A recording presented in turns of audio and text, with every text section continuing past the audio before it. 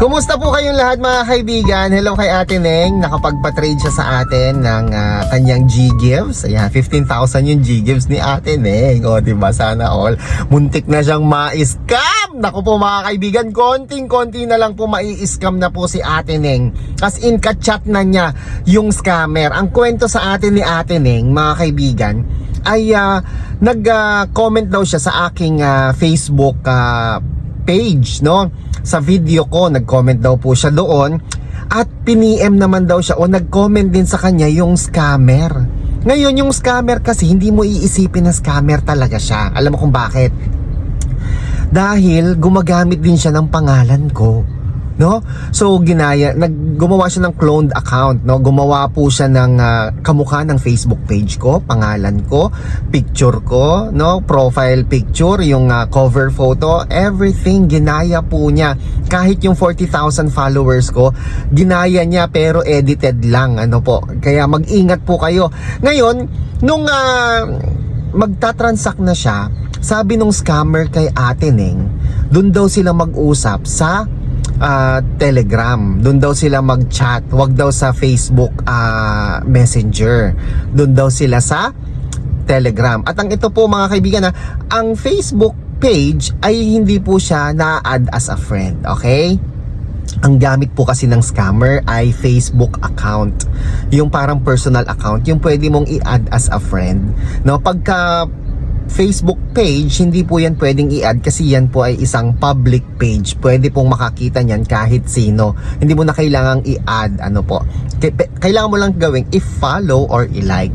Pero sa personal account, Facebook personal account, pwede mong i-follow, pwede mo din siyang i-add a friend, no? So doon pa lang kitang-kita mo na yung difference. So mga kaibigan, eto na nga, nagkausap na sila nung scammer at pinakita rin sa atin ni Ate Neng yung Telegram account nung scammer, mga kaibigan. Kaya mag-iingat po kayo ha, dahil unang-una din, wala po akong Telegram account, okay? Wala po akong Telegram account. Ito yung Telegram account nung scammer. Yan, scammer po yan, wala po katotohanan yan at pawang panlulokot kasi nungalingan lang po ang ginagawa niyan.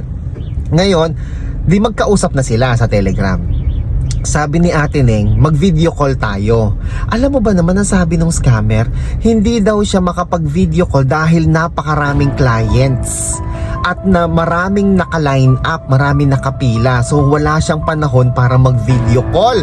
Naku mga kaibigan, dyan pa lang po, mag-iingat na po kayo kapag ayaw talaga makipag-video call. Sure na yon, scammer po yan, no? At pag pinipilit kayo o kaya naman minamadali kayo, scammer na po yan mga kaibigan. Unang-una, dapat palaging merong video call. Bakit?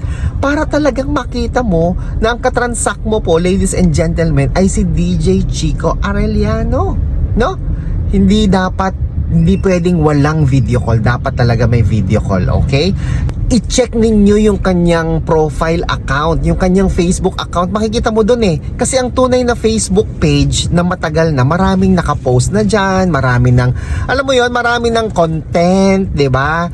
Pero kung walang ka-content, naku, magtaka na po kayo mga kaibigan. Huwag po kayong basta give in ng give in, okay? Ayun, masaya po si Ate Neng kasi kagabi, nakapag-video call pa rin kami kahit alam niya nang ako po yung kanyang ka-chat, yung legit na ako.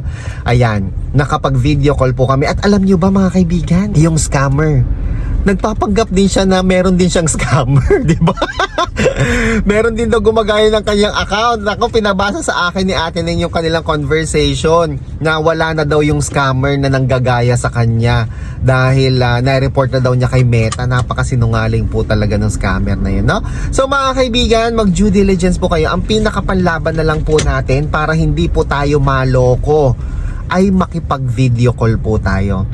Para talagang meron kang ebidensya na siya yung katransact mo at siya yung kausap mo. Dahil kapag walang video call, mga kaibigan, andali lang pong gayahin ng isang Facebook account. Okay?